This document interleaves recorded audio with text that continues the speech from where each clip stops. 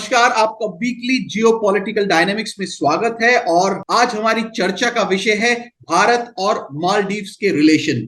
जैसा कि आप जानते हैं कि भारत और मालदीव्स के रिलेशन काफी गहरे बताए जाते हैं, जिसमें भारत के साथ डिफेंस कॉपरेशन को लेकर मालदीव्स ने एक का बहुत ज्यादा ही गहरा नाता है, जिसमें एक्वेरिन दोस्ती एकाथा ऑपरेशन शील्ड नाम के प्रोजेक्ट्स देखे जाते हैं। उसके अलावा भारत ने कम्युनिटी डेवलपमेंट को लेकर health care, education, fisheries, tourism, sports और कल्चर में भी काफी डेवलपमेंट्स मालदीव्स में करने की शुरुआत की है। ऐसे में हमारे साथ जुड़े हैं मेजर जनरल सीपी सिंह, जो कि हाल ही में कहा जा रहा है India's military base in Maldives jeopardise as pro China Muizzu, जो कि नए प्रेसिडेंट हैं मालदीव्स के, was to evict its biggest defence supplies. और ये सब क्यों हो रहा है? ये सब इसलिए हो रहा है क्योंकि आज की डेट में जो मालदीव्स का प्रेसिडेंट है वो प्रो चाइना है। सर, बहुत बहुत शुक्रिया हमारे साथ जुड़ने के लिए। और क्या कहना चाहेंगे सर? देखिए, अगर मैं नटशेल में कहूँ तो मालदीव्स हमारा एक बहुत अच्छा पड़ोसी है, हमारे एक छोटे भाई की तरह है। जो हमारे लक्षद्वीप आइलैंड्स हैं वेस्ट में, उसके बहुत ही क्लोज में ये मालदीव्स है। और जो लक्षद्वीप में रहने वाली हमारी इंडियन पॉपुलेशन है, उनके रोटी बेटी के संबंध है। जो फिशिंग करने के लिए मालदीव्स तक जाते हैं, मालदीव्स वाले लक्षद्वीप तक आते हैं। मैं केरल में पोस्टेड था और मैं लक्षद्वीप में भी गया, वहां पे 4-5 दिन रहा था, एडीजी एनसीसी था। तो वहाँ की जो पॉपुलेशन है, मुस्लिम पॉपुलेशन है ज्यादातर, उनके लक्षद्वीप के साथ बिल्कुल रिलेशनशिप है, घरेलू संबंध है। तो भारत और मालदीव्स जो है वो बहुत ही क्लोज मित्र कहने के साथ साथ आप कहें एक हमारी रिश्तेदारी है। जैसे कि हमारे रक्षा मंत्री कहते हैं कि रोटी बेटी का संबंध है। तो उनके साथ बीच में कोई दूसरा आके अगर इस दोस्ती में कोई मनमुटाव डाल दे तो वो बहुत ही दुखदाई है। लेकिन मैं मानता हूं कि जैसे हमारे अच्छे संबंध हैं मालदीव्स के साथ, और ये समय के साथ साथ मजबूत होंगे। सर, मैं ऑब्वियसली अगर पॉलिटिकल डेवलपमेंट्स की बात की जाए तो जो पहले प्रेसिडेंट थे मालदीव्स के, मैं बताना चाहूंगा उनका नाम था इब्राहिम मोहम्मद सोलेह, जो कि 2018 से देखा गया है कि भारत की तरफ बहुत झुकाव था, क्योंकि वो प्रो इंडिया उन्हें माना जाता है। ऐसे में देखा जा रहा है shift of Maldives foreign policy.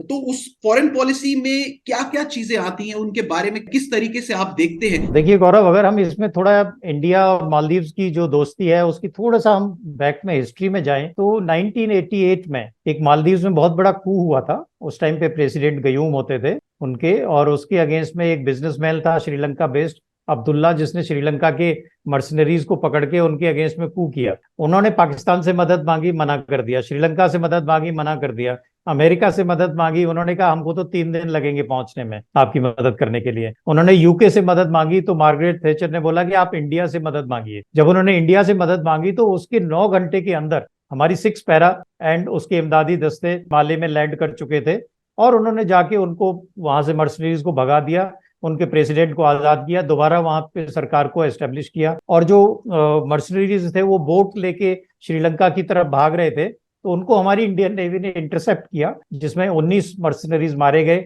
और बाकियों को माले को हैंड ओवर कर दिया। तो तब से माले ने माना कि हिंदुस्तान जो है हमारा फ्रेंड है और इसके हमेशा अच्छे इंटेंशंस रहते हैं। तो मालदीव्स की तब से हमारी दोस्ती है। लेकिन क्या हुआ, 2013 से 18 की अगर हम बात करें, जो प्रेसिडेंट सोले से पहले एक और यमीन गयूम करके प्रेसिडेंट थे, उनका झुकाव चाइना की तरफ था, जो लेफ्टिस्ट थे थोड़े अपनी विचारधारा में। तो उन्होंने बोला कि नहीं, ये हिंदुस्तान का प्रेजेंस हमारे देश में तो हमारे लिए घातक है, हमारे लिए जो है हमारी सोवरेनिटी को खतरा है। जैसे अभी प्रेसिडेंट मुइजू कह रहे हैं, उसी तरह से उन्होंने भी बोला। और हमने उनको 2 हेलीकॉप्टर भेंट किए थे, ध्रुव हेलीकॉप्टर, जो आप जानते हैं एलएच मैरीटाइम रैकी के लिए। तो उन्होंने वो वापस कर दिए कि हमें ये हेलीकॉप्टर्स नहीं चाहिए और हमें आपसे कोई मदद नहीं चाहिए। एनीवेज, बाद में चल के उनको रियलाइज हुआ कि ये तो हमारे हित की बात कर रहे हैं।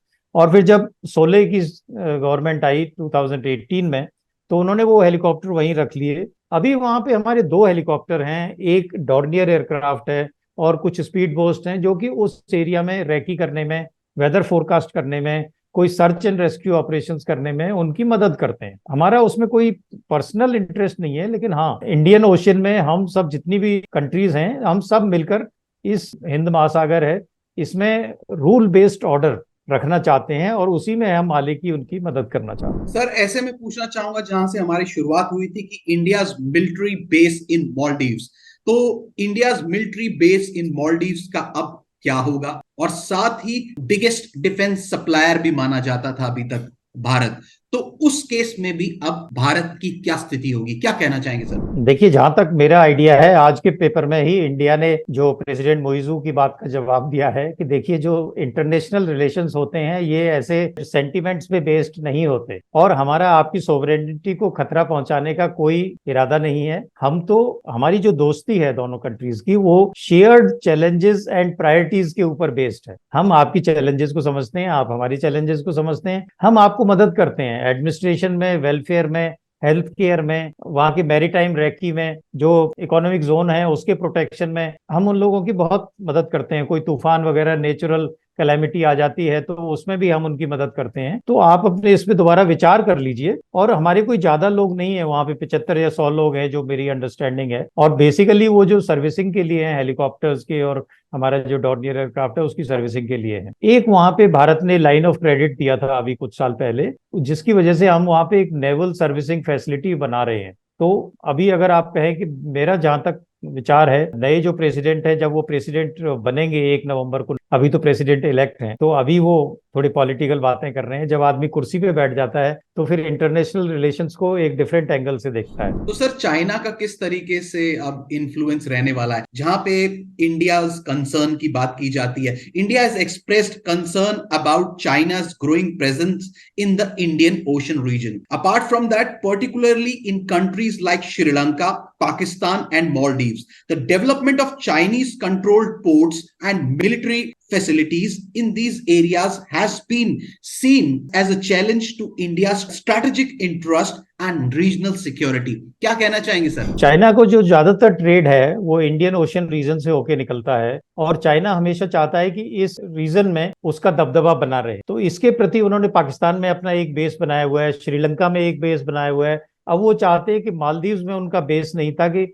मालदीव्स में लेफ्टिस्ट सरकार आने के साथ साथ वो अपना बेस एक मालदीव्स में भी बनाए। अब इंडिया जो है इस एरिया का एक रीजनल सुपर पावर है, और इंडियन ओशियन रीजन के ऊपर इंडिया का पूरा कंट्रोल है। जो सी लाइंस ऑफ कम्युनिकेशन है उसके ऊपर हमारा कंट्रोल है।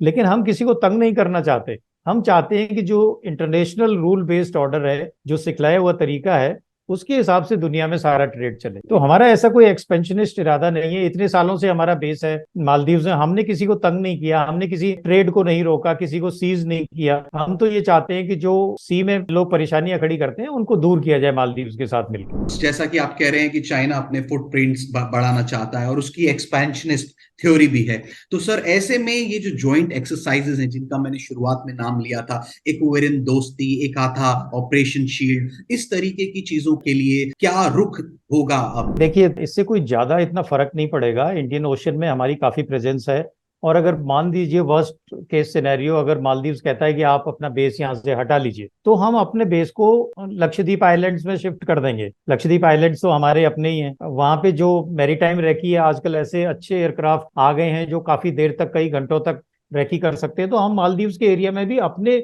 बेसिस से ऑपरेट करके रैकी कर सकते हैं। और आजकल तो सैटेलाइट रैकी भी आ गई है। नुकसान मालदीव्स को होगा, जो हम उसको ह्यूमैनिटेरियन एड पहुंचा रहे थे, जो उसके डेवलपमेंट में मदद कर रहे थे, जो हम उसको सी के ऊपर अपना कंट्रोल के, वेदर प्रिडिक्शन के, सर्च एंड रेस्क्यू ऑपरेशंस में मदद कर रहे थे, उसमें उसका घाटा होगा।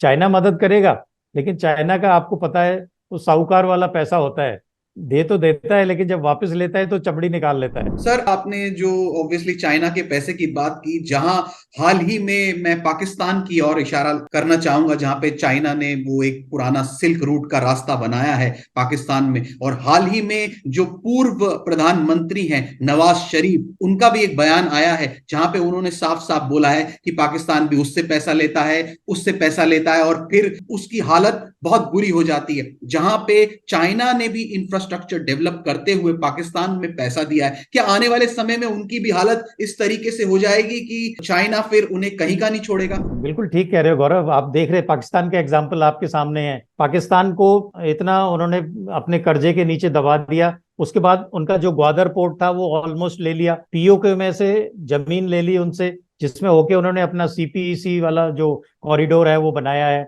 ट्रेड के लिए। इसी तरह श्रीलंका को भी उन्होंने डेट दे दे के अपने डेट के अंदर दबा लिया, और फिर वो हम्बन टोटा करके उनका एक पोर्ट है वो ऑलमोस्ट ले लिया चाइना ने। इसी तरह नेपाल को ल्योर कर रहे हैं अपने अंदर, इसी तरह मालदीव्स को अपने ट्रैप में लोअर कर रहे हैं। अब ये मालदीव्स की सरकार की अपनी सोच है कि वो इस ट्रैप में फंसना चाहती है या इंडिया जैसे सच्चे दोस्त के साथ रहना चाहते हैं। मेरा एक आखिरी सवाल जाता है, ये जो चेंजिंग पॉलिटिकल डेवलपमेंट्स हम देख रहे हैं, तो उस केस में भारत की नीति मालदीव्स की तरफ क्या हो? देखिए, भारत जब भी जरूरत पड़ेगी एक अच्छे पड़ोसी के नाते उनकी मदद करेगा, और मैं ऐसा मानता हूं कि नए प्रेसिडेंट को कुर्सी संभालने के बाद भारत सरकार इंडिया इनवाइट करेगी और उनको जियो पॉलिटिक्स है उसकी जानकारी दी जाएगी, उनको समझाया जाएगा। बहुत छोटा सा देश है, शायद इतनी इंटरनेशनल थॉट प्रोसेस नहीं है जैसे हम और आप बैठ के बातें कर रहे हैं, तो शायद इंडिया में आने के बाद उनके जो सोच का दायरा है उसको थोड़ा बड़ा किया जाएगा, और इंडिया ने कहाँ कहाँ कैसे उनकी मदद की है और आगे भी कर सकता है ये उनके साथ बताया जाएगा। एंड मुझे ऐसा लगता है कि कुर्सी पे बैठने के बाद उनकी विचार बदलेंगे और भारत और मालदीव्स की दोस्ती हमेशा चलती रहेगी। तो ये थे हमारे साथ मेजर जनरल सीपी सिंह, जिन्होंने बताया कि भारत और मालदीव्स की रिश्ते जो है वो बरकरार रहेंगे, कहीं जाएंगे नहीं, क्योंकि आखिरकार एक दूसरे को जरूरत है एक दूसरे की।